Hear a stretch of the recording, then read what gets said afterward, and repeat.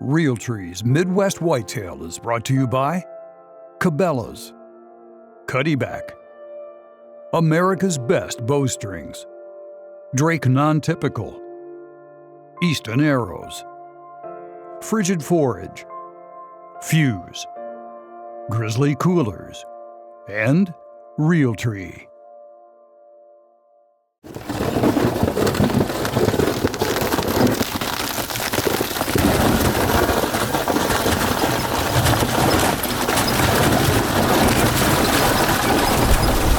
Here we go.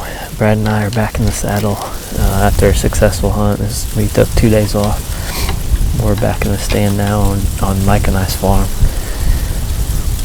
It's a little bit later in the afternoon. We've been covered up basically since we got to the base of the tree. There was a nice young 8. I think he was bedded with a doe, but it was only like 40 yards from the tree, so we had to sit there for a while. And then there's been does and fawns working through since then. So it seems as if the deer are on their feet today. It's a little bit warmer, but still not terrible. We're in a spot that Brad and I sat one time already, a big sycamore tree overlooking all the willows and just the WRP area on my farm. I've said it before, but not having really any good bucks on camera, just want to sit in a spot that you can see a lot. And this is definitely one of those, so let's just see what comes out tonight. I would love to see that JJ Marino buck and any other new bucks. You know, we're at that time of year that anything can show up, especially on a river bottom property like this.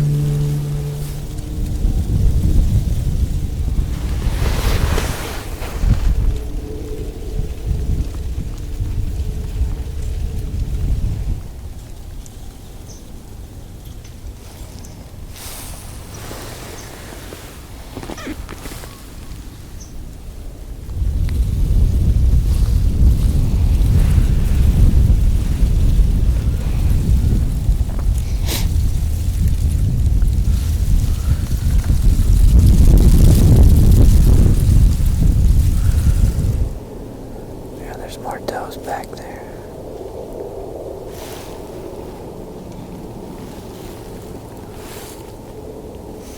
Alright, we got about an hour left, and we've seen deer the whole night so far. It's been pretty good. There's a big framed 8 a few hundred yards away at the other end of the willows. He's got a frame really similar to that buck we called Eli last year, but I think this is a younger deer. We'd like for him to come down here and get a better look. He kind of just went through a gap. We didn't get to see him very, very long. But it's pretty cool to see this deer movement and to see this amount of deer back in here.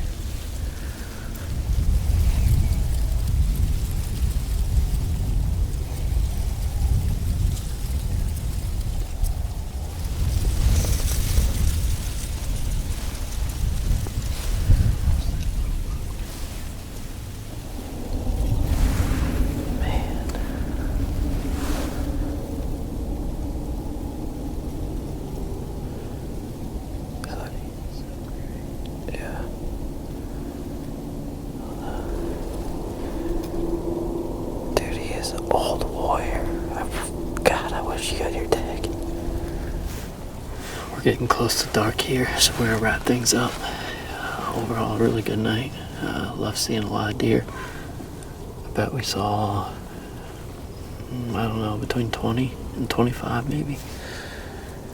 And we did see one brute of a mature buck. He wasn't very large rack, but man, he was a toad.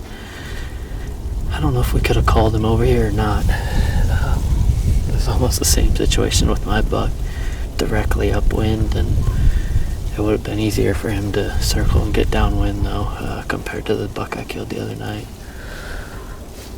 But Brad, behind the camera, he moved here this summer and he's so close to having Iowa residency. We're hoping he'll have a tag in a few days.